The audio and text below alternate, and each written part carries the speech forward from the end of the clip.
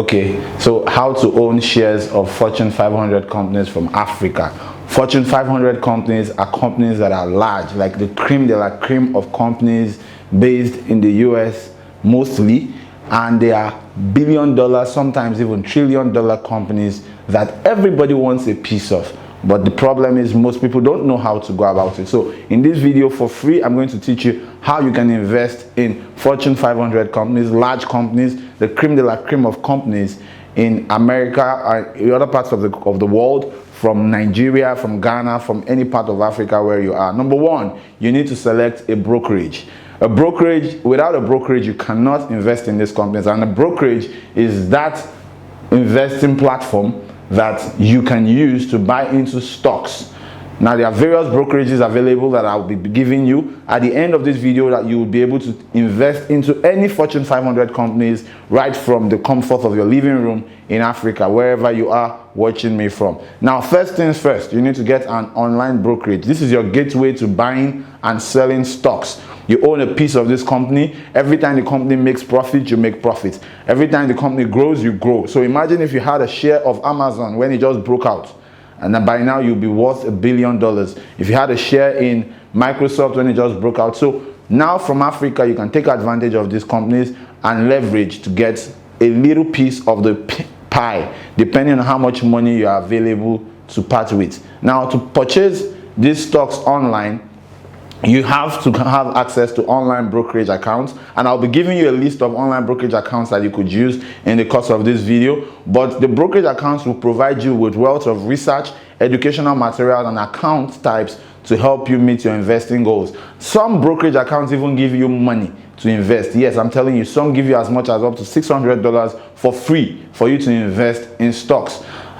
How I do this may make it possible for investors to have a leverage to start with, but I know, and I'm going to reveal to you brokerages that would give you up to $600 for free just for you to invest.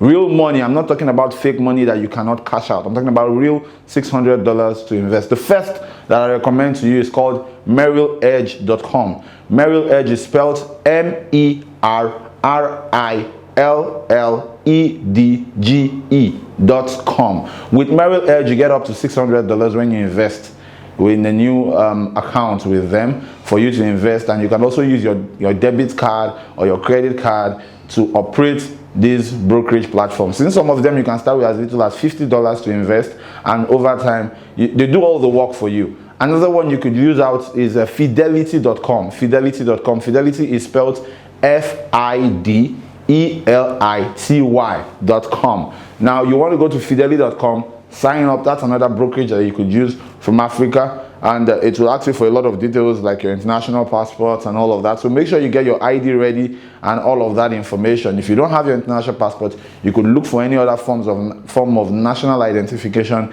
in your country and use to sign up. Now with Fidelity, you get $100 for free to start.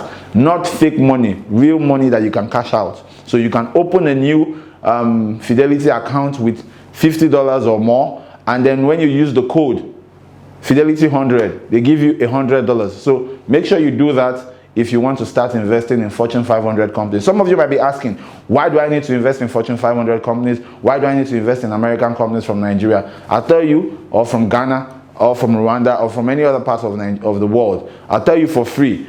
American companies have the largest, or one of the largest capital base in the world. Yes, we all know that the Amazon company just passed the $1 trillion mark. Apple is another $1 billion company, and most of these companies have a budget that is larger than most African countries, if not all African countries. Yes, companies, organizations that are larger than the entire budget of nations, and you can find these ones on the radar in the US. So that's what you want to take advantage of. So you can be in Africa and be earning in dollars, earning money from all these companies. While they're making profits, you're making profits. But the volatility of the market, which we will talk about later, is another thing that you need to watch. Another platform you could use is called ameritrade.com. Ameritrade.com. Actually, it's called Ameritrade, but the website is TDAMERITRADE.com. That's another platform you could use. You could go head up there, sign up, and be on your way. Another platform you could use, I've given you 3. I promise to give you 5. Another one you could use, I'll give you 5 out of the many I have, is us.etrade.com. us.etrade.com. Another platform you could use also is ally.com. Ally is spelled ALLY.com. So like ALLY.com. That's A for Apple, L for Lima, L for Lima, and Y for Yankee.com. That's the 5 I've given you that you could take advantage of. Right now, wherever you are, you could go there, start up. You need an email address and a couple of documents like I told you earlier on, but the documents are fairly easy to get. You can start trading with them right from the comfort of your living room, wherever you're watching me from, and now be on your way to being a part of large corporations, the types you only see on TV, you hear about. Apple, oh, you want to use an iPhone. So every time you're using an iPhone, you've invested in Apple, you'll be happy that, okay, I'm using a piece of my company or a piece of the company I invested in. Well, that's the idea. And every time Apple makes a breakthrough, you make more money. Now it's also a good time to invest in oil and gas companies. They're also there in the Fortune 500 list. So it's not just about Apple or Amazon or all the popular companies. Now, but a little quick one now, if you're investing for long-term goals, like maybe you want to put your children through college or their education or for your retirement, now what you want to do is you want to buy maybe the AAPL. That's a tax advantage account. Like it's like an individual retirement account actually. And what you're going to be doing is these ones will be buying long-term stocks for you. You know, you'll be buying long-term stocks because they are long-term. You're not expecting to pull out all of your funds from it at once. You're going to be pulling out your funds from it little by little, little by little. So, and if you are going to be cashing out long-term, you need the AAPL. And that's a tax advantage account. Like it's like, just like I said earlier on, like an individual retirement account. However, it depends on what you want to use your money for. Now, if you want to save up or invest to buy a home or to build wealth and all of that, then you need a taxable brokerage account. You need a taxable brokerage account. Now, a taxable brokerage account is always a better choice for those that want to maybe increase their net worth, buy a home, get instant or immediate returns on every investment they put out there. Do you understand? And now, depending on what your goal is, the fees you pay the broker, because every broker that helps you to trade, you'd have to pay them some fees. You have to pay them for services, you have to pay them. You really can't just go directly now and buy the shares. You have to buy them through a broker. Now, these platforms I've given you and many other platforms out there are brokers that help you or enable you buy shares of these organizations. Now, they charge certain fees, services, and options, payment options, depending on the kind or the extent of services you're looking to buy from them. And this can vary depending on the broker. It's just like maybe you're choosing to drive a Mercedes, you can go to a car dealership to get that. You know, depending on the broker, the fees, the services, and all the investment options available to you can vary. So you need to compare all these brokerage and choose the right one for you. If you're not sure where to start, choose one of the first 5 I've listed out for you. Determine how much you want to invest. That's very, very important. You need to know how much you're ready to invest. Never invest all of your earnings. Never do that. No matter how much money you have, no matter how little or how much it is, you want to invest a part and you want to keep some because you don't have ready access to funds you've invested. They are long-term, particularly when you're doing long-term investments. You're long-term and you gain more the longer you leave your funds. So just have it in the back of your mind that this is money I'm going to throw away for the next 4 years, or I'm going to throw away for the next 3 years, or I'm going to be throwing away. So you only, if you want to make money from investment, that's the ideal way to go about it. I'm going to just put this money and forget I ever had anything about it. I have no access to it. By the time you begin to cash in on your investment, you become an overnight millionaire, and they begin to say, this man he became a billionaire overnight, no investment, no nothing. Which work is he doing? No. The time he was investing, most people didn't know about that. So that's the same approach you want to give. Put your money in there, forget about it. Because nobody has an unlimited amount of money to pour into stocks. Now, when you're deciding how much you want to invest in stock options or in these companies, there are certain questions you must ask yourself to help you choose how much, for how long, and how quickly you want to start pulling out your profits from all of this. How quickly do you want to start pulling out your profits from all of this? The first question, what's your budget?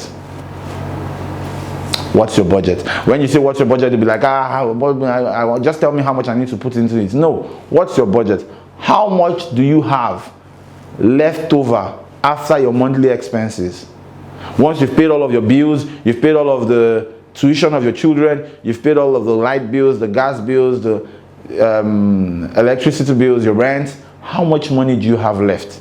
Now, that is your budget, because you can't take your money for rent to invest in stocks. You can't take your money for your tuition or your fees to invest in stock. You want to make sure that the monies you're investing is money that you don't have immediate need of. And even if you have immediate need, you can no longer access that money. So you don't want to be put under pressure and go investing in a stock with monies that someone gives you to hold. Someone gives you money to hold and you take that money and go put it in stocks. You're going to be looking for trouble because you won't have ready access to it. It takes a while. Your returns will be rolled up and then paid back to you. Now, if you don't already have an emergency fund or a fund you set aside for all these activities you engage in, because you know the monies that you have left over is what you have to save and invest. I don't advise saving at all. I know most people tell you save, save, save. I advise you to invest. Invest all you can. That's the only way to ensure a compound returns or a geometric progression in your finances. A geometric progression means a multiplier effect, where you go from 10 to 1,000, from 1,000 to 100,000, from 100,000 to 1 billion, like that. That's geometric progression, because you are investing all that you have. Now, any money that is a free money, the money you used to go have fun with your friends, the money you used to go, that's any free money you have is what you want to put into your investment account. Is what you want to put into your investment account. Take all those chunks of free money, because if it's free money, you're going to spend it. If it's free money, you're going to spend it. Don't spend it. You need to invest it if you want a financial future that will be guaranteed for you. Imagine you have stock worth $1 million and you take out a paltry $20,000 to spend. That won't affect you much.